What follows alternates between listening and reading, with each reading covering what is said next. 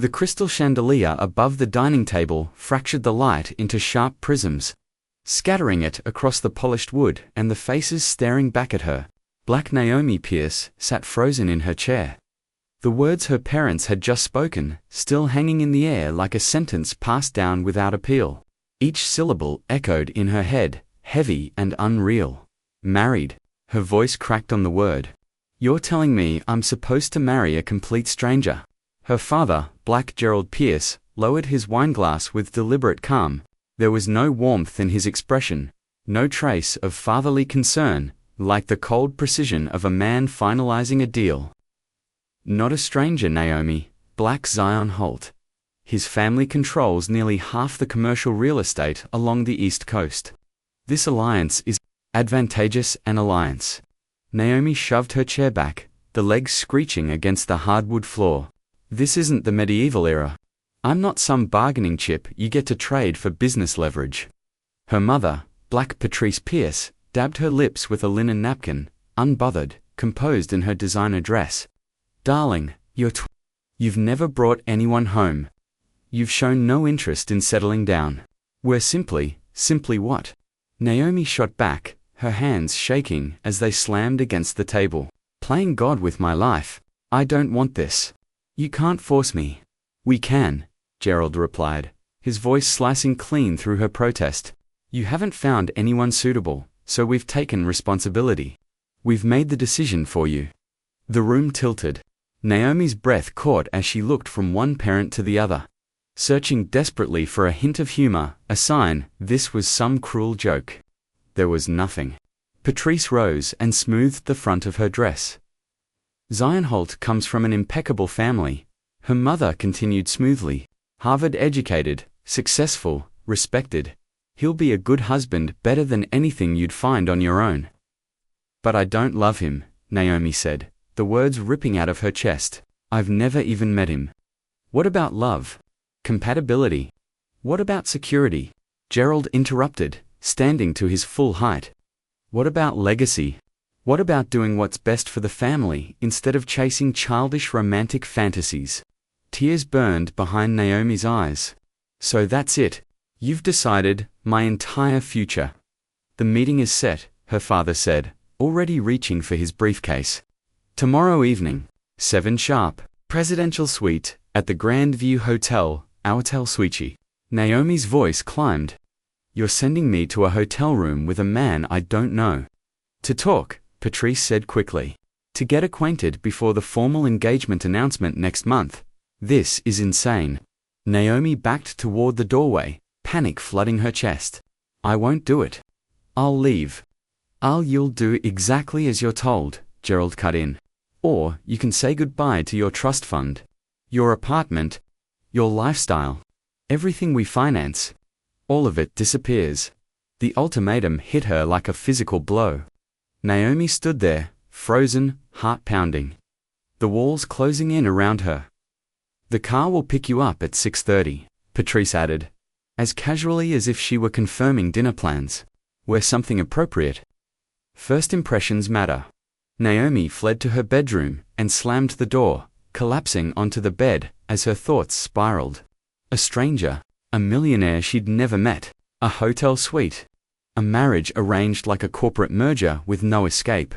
She grabbed her phone and searched his name with trembling fingers. Black Zion Holt. The results made her stomach drop. Articles praising his business brilliance. Society pages documenting his family's influence. Photos of a devastatingly handsome man with sharp features and eyes that seemed to look straight through the camera. This wasn't a bluff. This was real. She stared at the ceiling until dawn, running through escape plans that all died the same way. Her parents held every card: her independence, her freedom, her future. The next evening arrived too fast. Naomi stood before the mirror in a simple black dress that felt less like fashion and more like armor she didn't know how to wear. Her hands shook as she applied lipstick. The drive to the Grandview Hotel felt like a funeral procession, each passing streetlight carrying her closer to a life she hadn't chosen. The lobby stretched wide and gleaming marble, gold, and quiet judgment. The elevator carried her to the top floor in silence. Her heels clicked against the polished corridor as she stopped outside the presidential suite. Her hand hovered, trembling. This was it. The moment everything changed, she knocked. Footsteps approached. The door opened, and Black Zion Holt stood there. Every thought vanished. The photos hadn't prepared her for this: his height, his presence, the dark intensity of eyes, the color of aged whiskey. His tailored shirt was casually rolled at the sleeves, revealing strong forearms that hinted at more than boardrooms and contracts.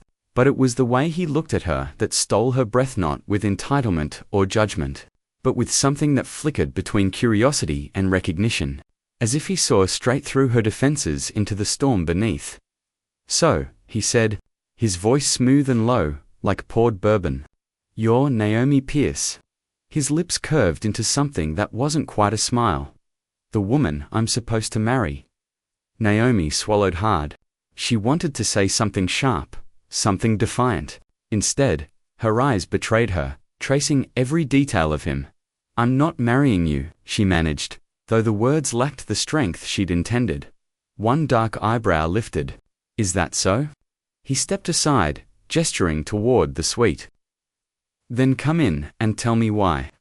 Every instinct screamed at her to run, but she lifted her chin and walked past him. Anyway, straight into the unknown. The presidential suite felt smaller the moment Black Zion Holt closed the door behind her. Not because of the space itself. Floor-to-ceiling windows framed the city in glittering light. Plush furniture arranged with perfect symmetry. A bottle of wine already breathing on the sideboard, but because of him. His presence altered the air, thickened it. Made Naomi acutely aware of every breath she took. Zion moved toward the windows, hands sliding into his pockets, giving her room without retreating. It was deliberate, she realized, controlled, thoughtful. "For what it's worth," he said, still facing the skyline, "I didn't choose this either." The admission caught her off guard. "Then why are you doing it?" she asked, suspicion sharp in her voice. He turned to face her. The city lights casting a faint halo around his broad shoulders. For a moment, he looked almost unreal, too composed, too steady. Then something tightened in his jaw. "Because sometimes," he said quietly, "you make sacrifices for the people you love. My mother, she's sick. This arrangement gives her access to doctors and research my family couldn't secure alone. Your father's connections." His voice dipped. "I'd do anything for her." Even this, Naomi's anger faltered. She'd braced herself for arrogance, entitlement, indifference. Not vulnerability wrapped in strength. Not a son willing to trade his own future for his mother's life. "I'm sorry," she said softly.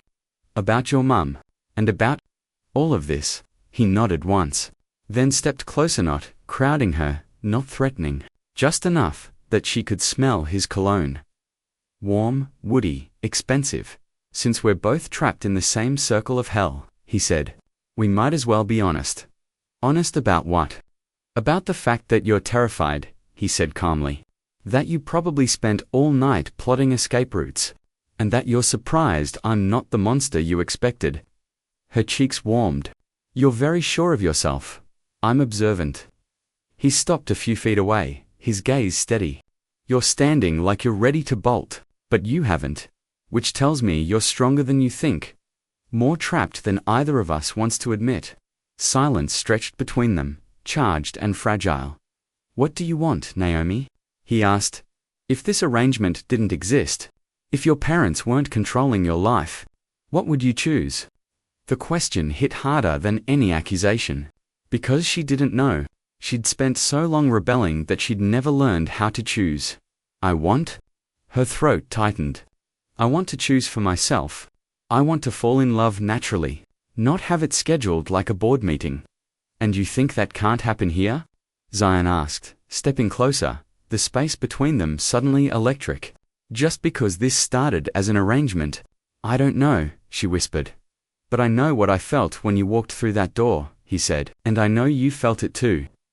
Her body betrayed her quickened breath, the heat rising beneath her skin, the way she leaned toward him without meaning to. "This is crazy," she breathed. "Completely," he agreed. He didn't touch her. He simply stood close enough that she could feel the heat of him, close enough to see the gold flecks in his dark eyes. "Tell me to stop," he murmured, his voice dropping low. "Tell me you don't want this, and I'll step back. We'll sit, drink the wine, talk like rational adults." Her heart thundered.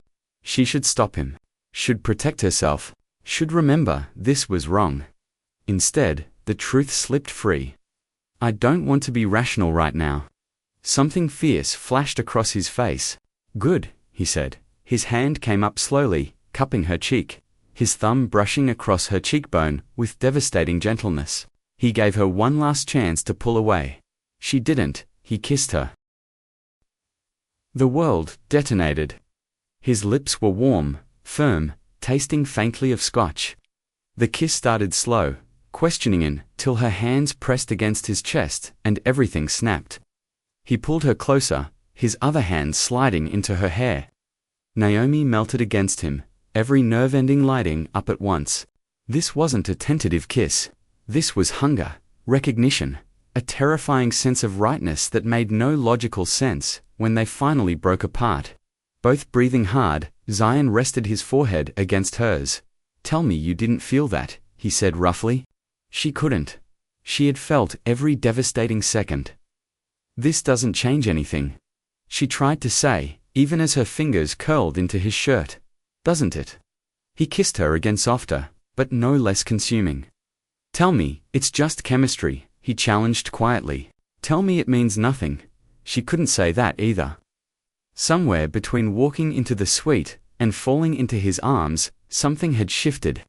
The man she'd prepared herself to hate had become something far more dangerous, someone who made her feel seen, desired, alive. "We barely know each other," she whispered against his lips. "Then let's fix that," he said. He pulled back just enough to look at her, his thumb tracing her swollen bottom lip.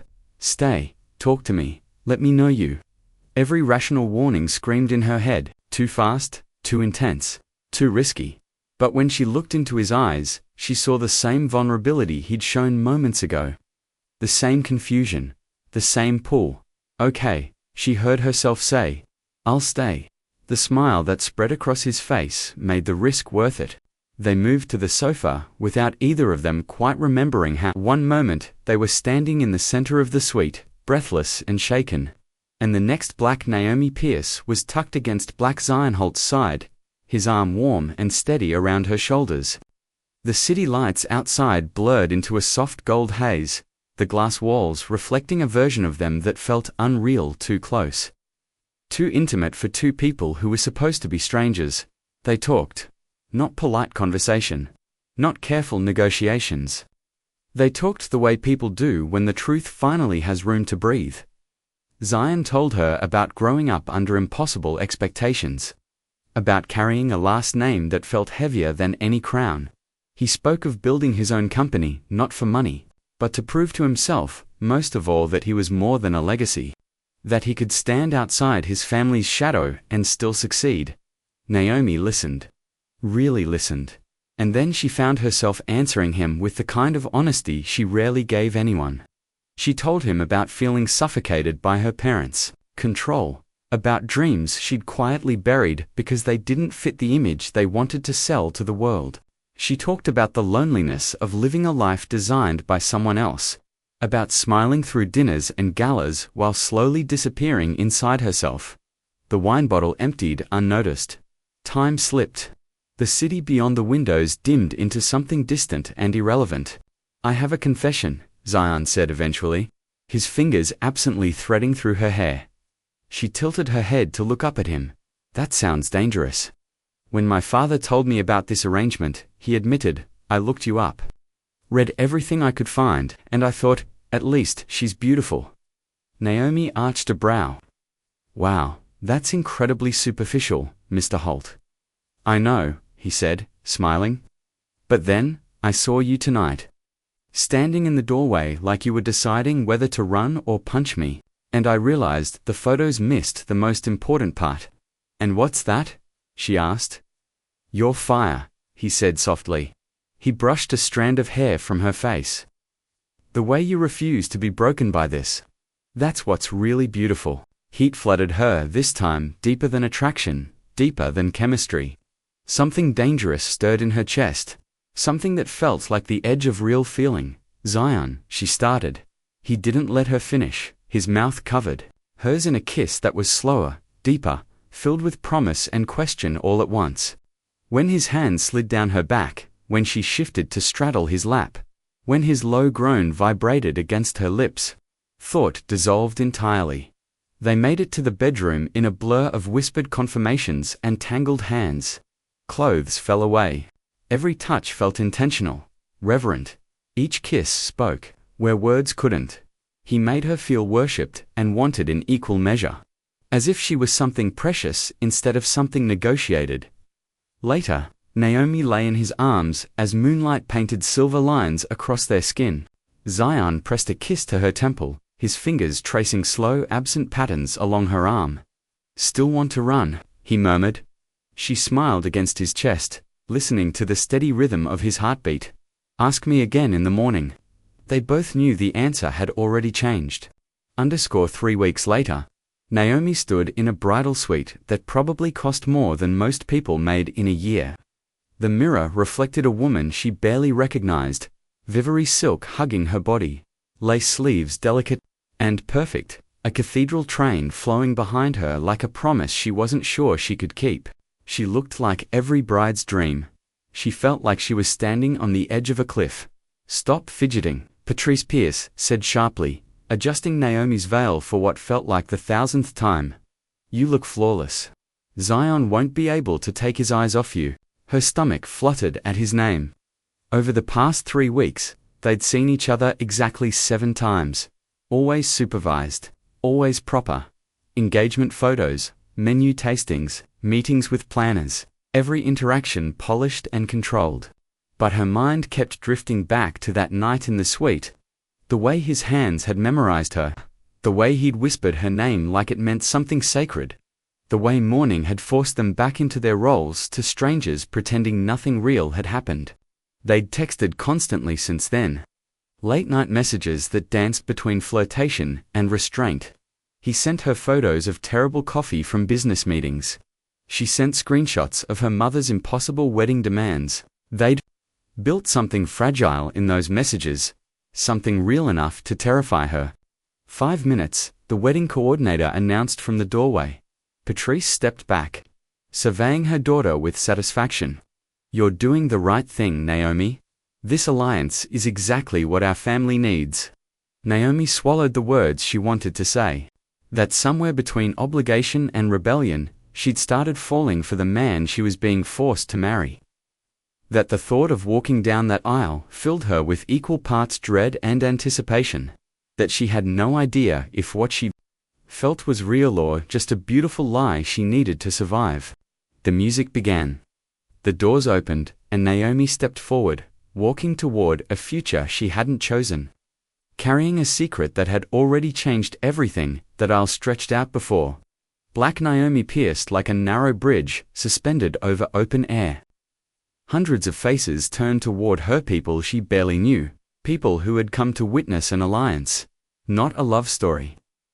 The music swelled, elegant and solemn, and with every step her heartbeat thudded louder in her ears. Then, she saw him. Black Zion Holt stood at the altar in a perfectly tailored tuxedo, his broad shoulders straight, his posture controlled. His expression was carefully neutral and his eyes met hers. Something shifted instantly.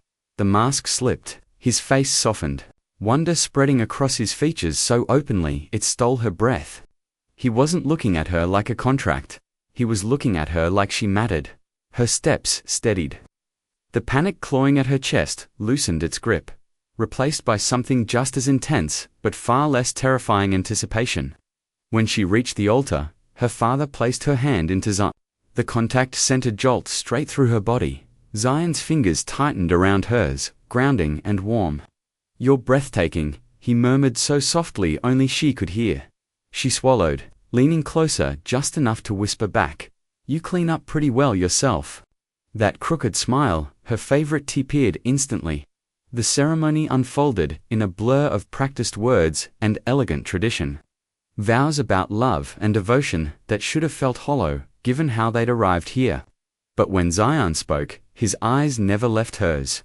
"I promise to see you," he said, deviating just slightly from the script. "Not just the woman everyone expects you to be, but who you truly are.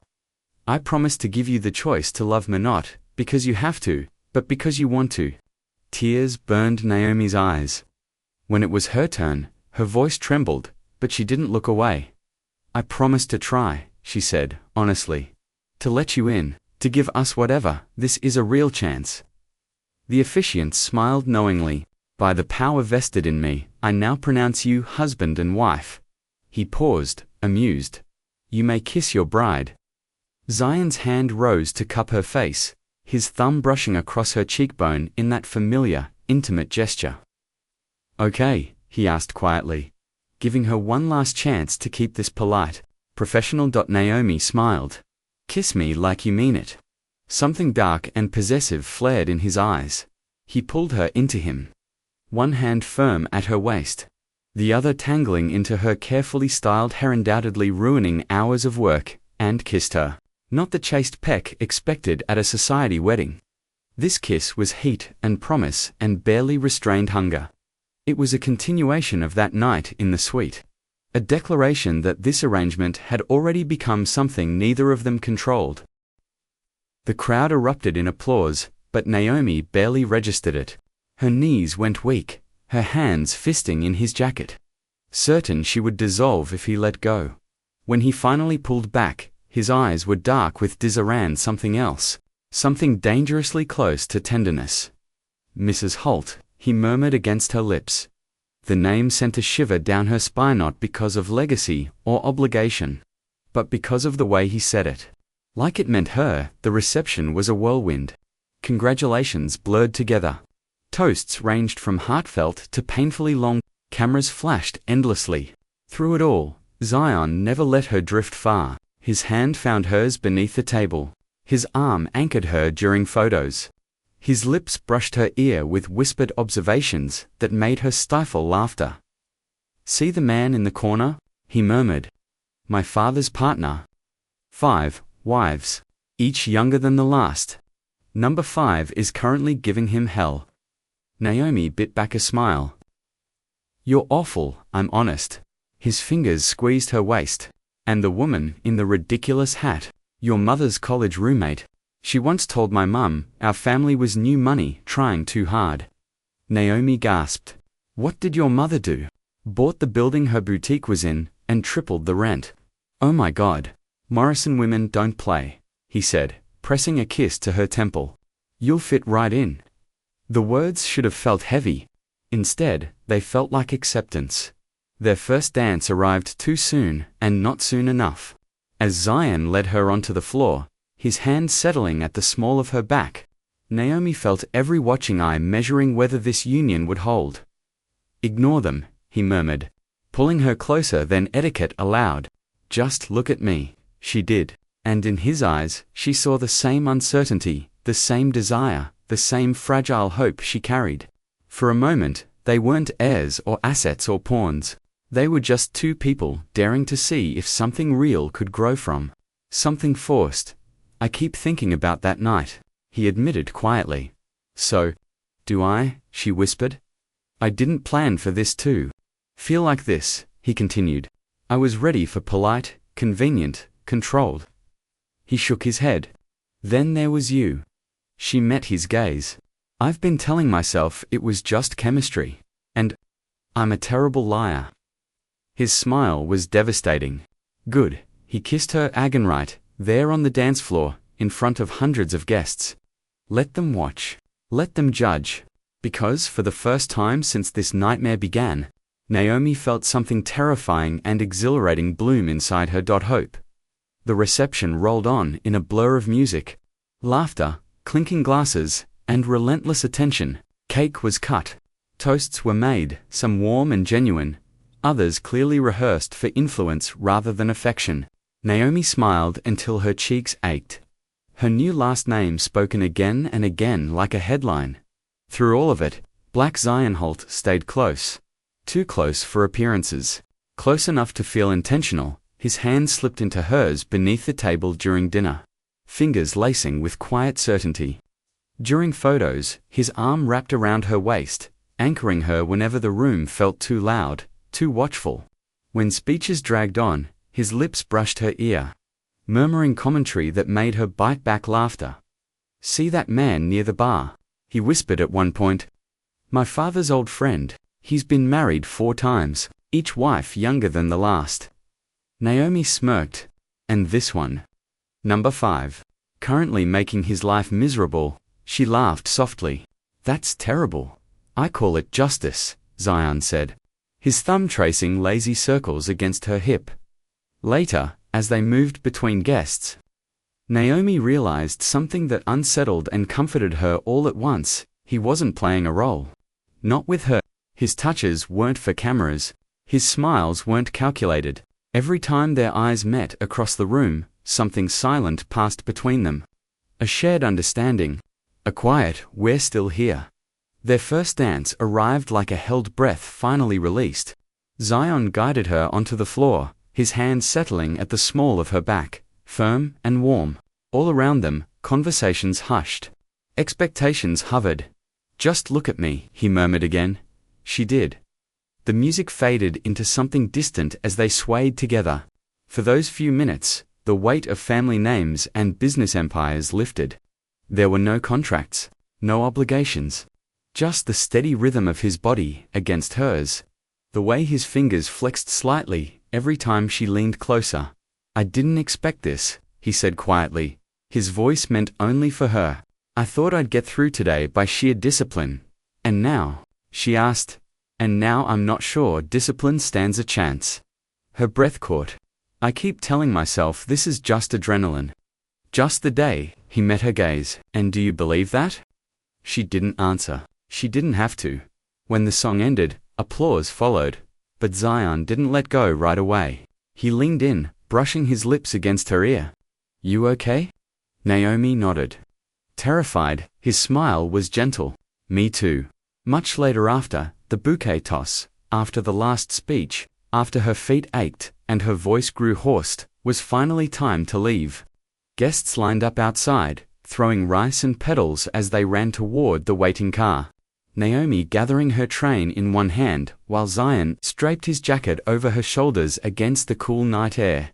Inside the back seat, the world fell quiet. City lights streaked past the windows as the car pulled away. Naomi caught her reflection in the glass and barely recognized herself. She looked softer, less guarded, like a woman who had just married someone she was dangerously close to falling for. "Penny, for your thoughts?" Zion asked, his hand finding hers in the darkness. She turned to him, her husband. The stranger who felt less strange with every passing moment. "This isn't how I imagined my wedding day would feel." His expression flickered with disappointment. "No. I thought I'd feel trapped," she admitted. Angry, resentful. She paused, choosing her truth carefully. "Instead, I feel terrified. In a bad way." He asked gently. She smiled. "In a good way, completely." He lifted her hand, pressing a kiss to her knuckles. "Because I feel exactly the same." The car wound through the city, toward the airport. Toward the honeymoon they'd agreed to, toward whatever waited on the other side of tonight. Naomi leaned her head against Zion's shoulder, feeling the steady rise and fall of his breathing.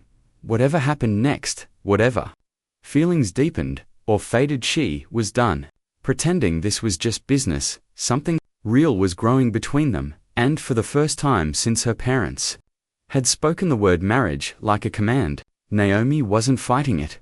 She was falling. The private villa overlooked water so clear it looked unreal.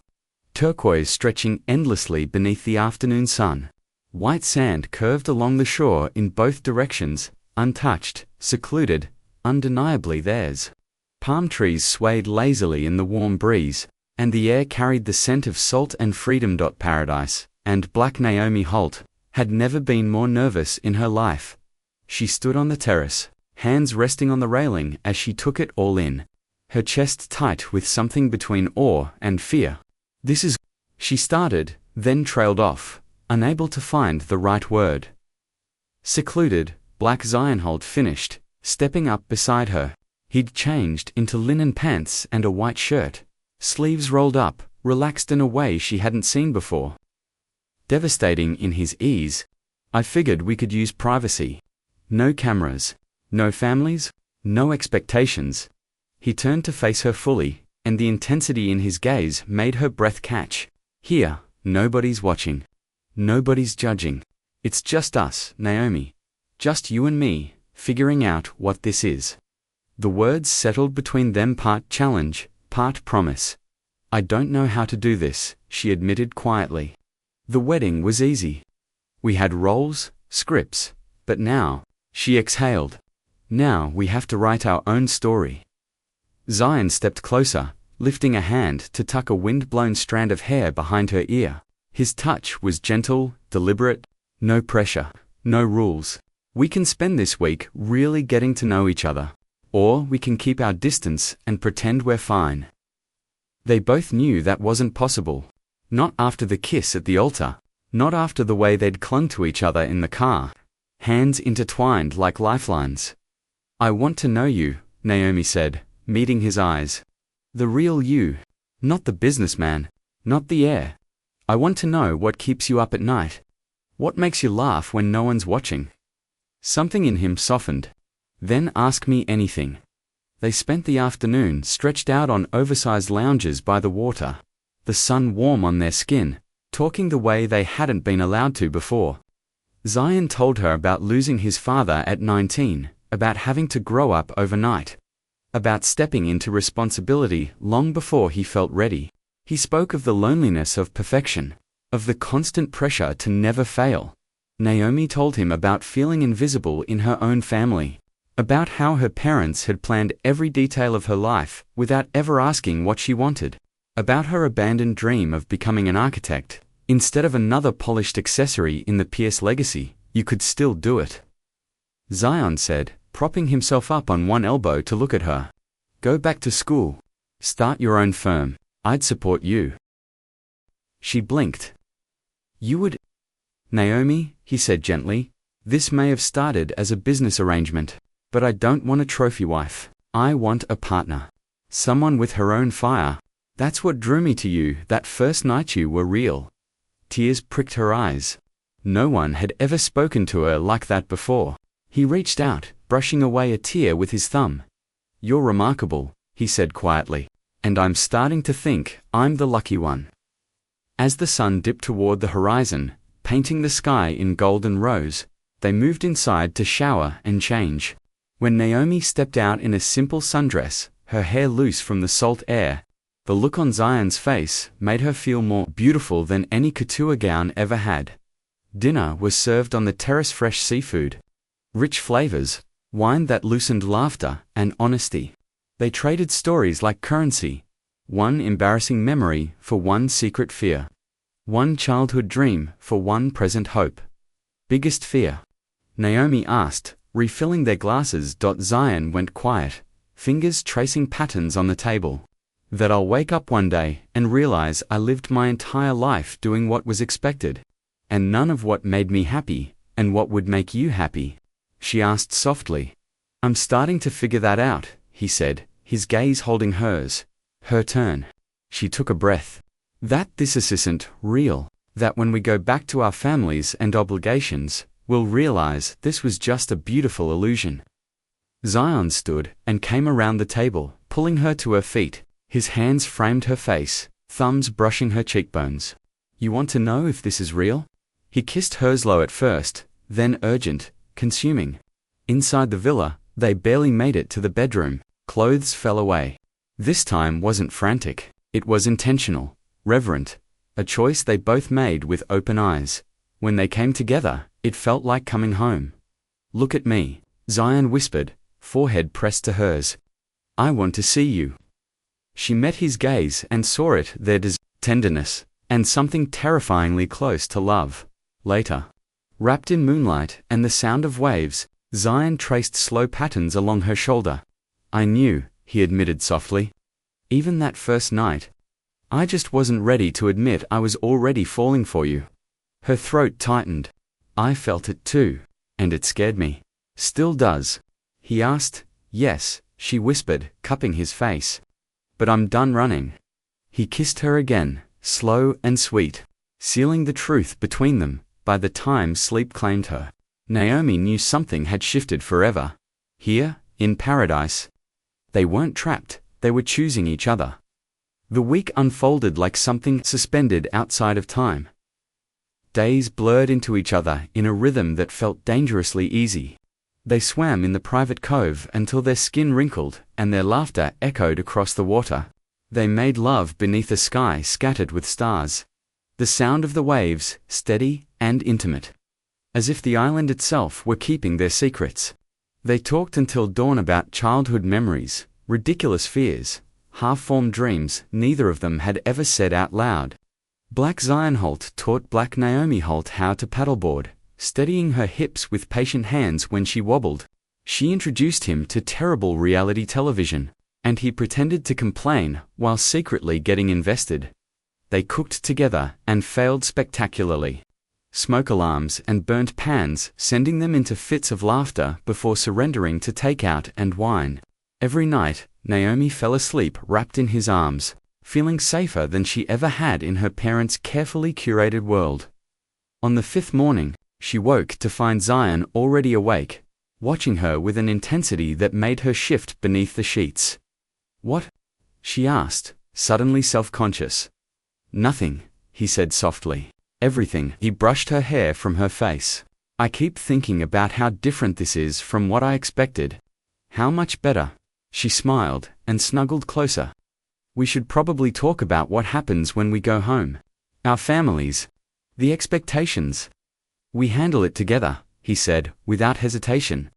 "United, always." He waited until she looked up at him. "When we get back, I want you to apply to architecture school." "I meant it." Her breath caught. "You're serious?" "I've never been more serious about anything," he said, pressing a kiss to her forehead. "I'm falling in love with you, Naomi, and I want to fall in love with every version of you, including the architect you were always meant to be." The words settled into her chest, terrifying and beautiful all at once. Tears welled in her eyes as she whispered, "I'm falling in love with you too." He smiled, bright and unguarded. "God help us both." That afternoon, while Zion was tied up on a business call he couldn't avoid, Naomi wandered into the villa's bathroom. She'd felt off all morning, nothing dramatic. Just a strange fatigue and a low wave of nausea she couldn't quite explain. Probably too much sun, too much rich food. She rummaged through her toiletry bag looking for aspirin. Her fingers closed around a small rectangular box. Her heart stuttered. A pregnancy test. One she'd thrown in at the last minute, the kind of thing women packed just in case. Her period was late. How late? She grabbed her phone, scrolling through her calendar. 2 weeks. That's impossible, she whispered. They'd been careful that first night. Mostly careful except for one moment, where urgency had overridden caution completely. Her hands shook as she took the test. Then she sat on the edge of the tub, staring at the floor while seconds stretched into something unbearable. 2 pink lines appeared. The room tilted violently. Naomi gripped the sink as panic surged through her chest. A baby. She was pregnant with Zion's child. A life conceived the very first night they'd stopped being strangers. This was too much. Too fast. They were just learning how to love each other. How could they possibly, Naomi? Zion's voice drifted in from the bedroom. "Everything okay?" She tried to answer. Nothing came out. The bathroom door opened and he stepped inside. Concern etched across his face, till his eyes dropped to what she was holding. Time stopped. For a long moment, neither of them moved. The only sound was the distant crash of waves and Naomi's ragged breathing. Then Zion crossed the room in 3 strides and gently took the test from her. Trembling hands, he stared at it, then he looked at her. "We're having a baby," he said, his voice filled with awe. "I'm sorry," she blurted, tears spilling over. "I know this is terrible timing. We're still figuring us out. This changes everything." He silenced her with a kiss. When he pulled back, his eyes were bright, too bright. "Are you kidding me? This is the best news I've ever gotten." Her voice cracked. Really? He pulled her into his arms, holding her so tightly she could barely breathe. Naomi, I love you. I know it's fast and crazy and completely illogical, but I love you. And this, he laughed softly, overwhelmed. This isn't a complication. This is a family, a real one. Not something arranged. She broke then, sobbing against his chest, relief and fear and joy crashing together. He held her through it all, whispering reassurances, steady and unshakable. That night, Zion lay beside her with one hand resting gently on her stomach, as if already guarding the life growing there. We're going to be okay, he murmured. All of us. Naomi closed her eyes, heart pounding with wonder and terror.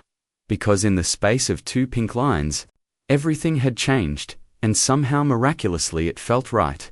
6 months later, Black Naomi Holt stood barefoot in the penthouse kitchen, one hand braced against the counter, the other resting instinctively on the curve of her belly. The city stretched beyond the windows in steel and glass and light. But inside, everything moved at a slower rhythm, one dictated by swollen ankles, cravings that made no sense, and a tiny life that reminded her of its presence with gentle, insistent kicks. Sit down, Black Zion Holt said immediately, appearing at her side like he'd been summoned by instinct alone. You've been standing too long. I walked from the bedroom to the kitchen, Naomi said dryly. I'm pregnant, not fragile. Zion didn't look convinced. He slid a stool out anyway and guided her onto it with exaggerated care. I know, he exhaled, running a hand through his hair. What if something happens and I'm not here? She reached for him, cupping his face in her palms until he met her eyes. We're okay. I'm okay. The baby's okay. You don't get to spiral today. His shoulders eased just slightly. His hands settled on her hips, warm and grounding. You two are my entire world now, he said quietly. The idea of anything happening, nothing's going to happen, she interrupted gently, pressing a kiss to his lips. We're tougher than you think. We're Holt's now, he said, a small smile breaking through. Mum says we don't break easily. That made Naomi smile. Black Marjorie Holt's health had continued to improve. The experimental treatment showing results no one had dared hope for. The cautious optimism her doctors voiced had sent Zion into tears the night they heard it. He hadn't tried to hide as Naomi held him. Marjorie called Naomi daily now, sometimes with baby advice, sometimes with stories from Zion's childhood that were equal parts mortifying and endearing. Naomi cherished those calls the way Marjorie treated her, not like an acquisition, but like a daughter. She's going to spoil this baby, Zion said one evening. Shaking his head fondly. Good, Naomi replied. Every child deserves at least one grandparent who spoils them. I'm offended you don't think that'll be me, he said. I already have plans for a custom playground. She's not even born yet. Planning ahead is a skill, he said solemnly. Then grinned when she rolled her eyes. These moments, the teasing, the laughter, the quiet certainty were what made everything else fade into background noise. Her own parents took longer to adjust. They came around slowly, cautiously, testing boundaries Naomi hadn't known she was allowed to set before. But this time, she didn't stand alone. Zion was beside her in every conversation, every carefully worded dinner, every polite but firm refusal to let them dictate her life again. You don't get to make decisions for us anymore, she told them once, her voice steady. You're welcome in our lives, but on our terms. It was the hardest thing she'd ever said, and the most freeing. The nursery came together, piece by piece, soft yellows and greens, whimsical animals painted along the walls by a local artist Naomi adored. Zion insisted on assembling the crib himself, cursing at the instructions while Naomi watched from the doorway, laughing until her sides hurt. 3 weeks before her due date, Naomi woke in the middle of the night with a strange sensation, not pain, pressure, then warmth. Her heart slammed into her ribs. Zion, she whispered, shaking his shoulder. Zion, wake up. He was instantly alert. What is it? I think, she swallowed hard. I think my water broke. For half a second, He stared at her like his brain had short-circuited. Then chaos. Within minutes, he was dressed, phone in hand, barking instructions to no one in particular, while simultaneously trying to help her into shoes she didn't need. Naomi laughed through the nerves, gripping the doorframe as another contraction rolled through her. "Okay," Zion said, forcing himself to slow down when he saw her face. He knelt in front of her, hands steady on her knees. "I'm here. I've got you. We're doing this together." She nodded, breathing through it, fear and excitement tangling in her chest. This was it, the life they'd built deliberately, against every expectation, was about to change again. And for the first time, Naomi wasn't afraid of the future. She was ready. The hospital room buzzed with quiet urgency monitors beeping steadily. Nurses moving with practiced efficiency. Soft voices layered over the tension that hung in the air. Black Naomi Holt gripped the edge of the bed as another contraction surged through her, her breathing shallow and uneven. "I can't do this," she gasped, tears spilling over as pain radiated through her body. "Zion, I can't." "Yes, you can." "Black Zion," Holt said instantly, his voice firm but gentle as he held her hand. He was right there, close enough that she could see the fear in his eyes fighting with awe. "You're the strongest person I know. I'm not going anywhere." She clung to him, grounding herself in the sound of his voice, the feel of his palm pressed against hers. Every time the pain crested, he talked her through it, counting breaths, whispering reassurances, brushing damp curls away from her forehead. Hours blurred together. Time lost meaning. When the doctor finally said, "It's time," Naomi's fear sharpened into something fierce and focused. She bore down, muscles screaming, Zion's voice anchoring her through every push. "I see her," the doctor announced. One final effort. Suddenly, the room filled with a sound Naomi would never forget. A cry, strong, indignant, alive. "She's here." Zion breathed, his voice breaking. "Naomi. She's here." Tears streamed freely as the nurse placed their daughter on Naomi's chest. She stared down at the tiny, perfect face, dark curls already damp against her scalp.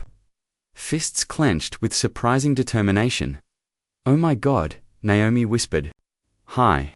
Zion hovered close, one hand on Naomi's shoulder, the other reaching out hesitantly, like he was afraid she might disappear if he touched her too hard. When his finger brushed their daughter's tiny hand and she curled around it, something in him shattered completely.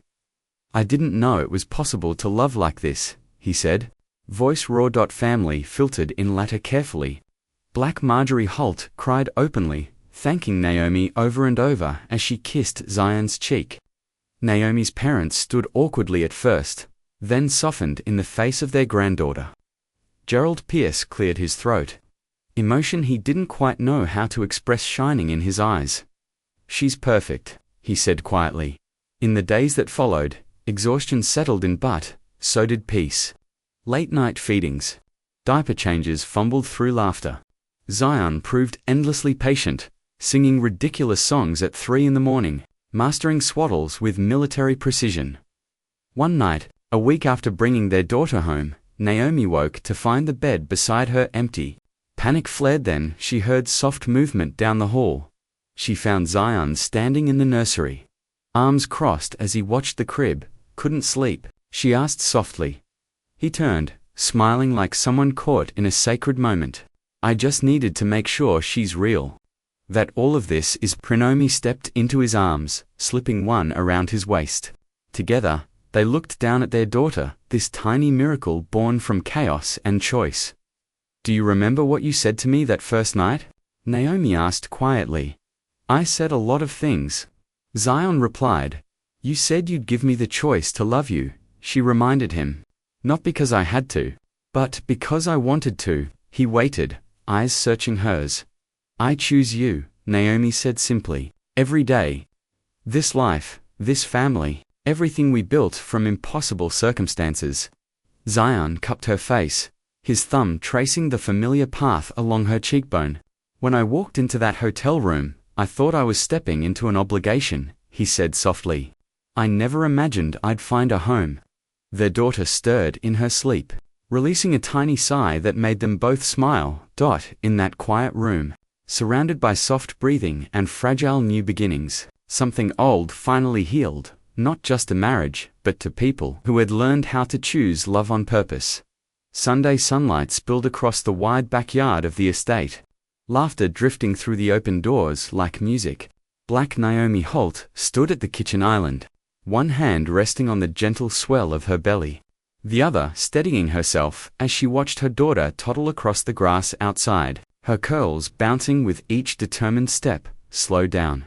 Superstar, Black Zion Holt called, crouched low with his arms open. Their daughter squealed in delight and barreled straight into him, knocking him backward onto the lawn. Her laughter rang out bright, fearless, whole.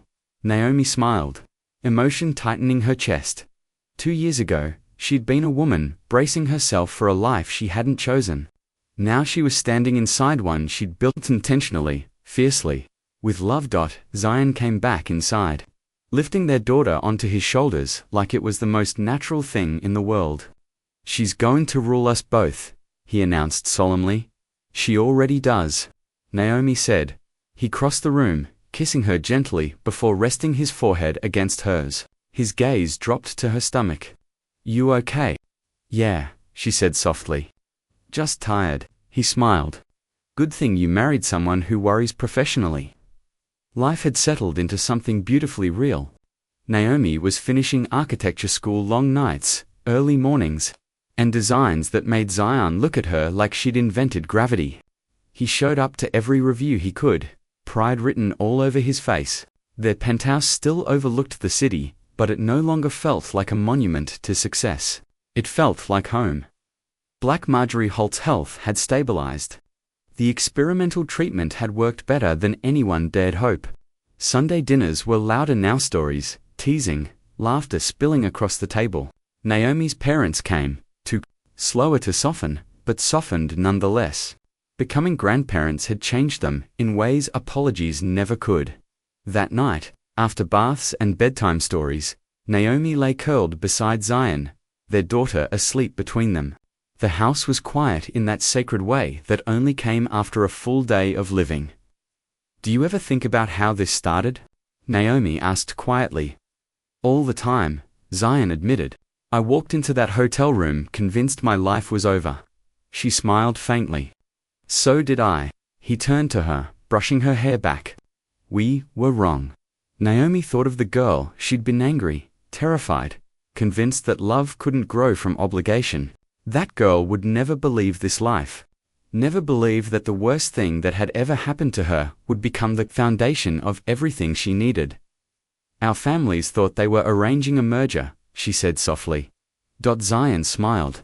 "They had no idea they were starting a love story." "The best kind," Naomi whispered. "The messy kind. The kind you choose every day." He kissed her gently, reverently, to years of promises honored in a single touch. Their daughter shifted between them, sighing in her sleep, a reminder of everything they'd built. Their story hadn't begun with romance or choice, or freedom. It had begun with force, but it had become something else entirely, a life shaped by courage, by defiance, by two people who refused to let their beginning define their ending. Sometimes, Naomi knew now, the greatest love stories don't start with dreams fulfilled. They start with endings we fear most, and sometimes, being forced into someone's room before the wedding night doesn't undo you. It makes you whole.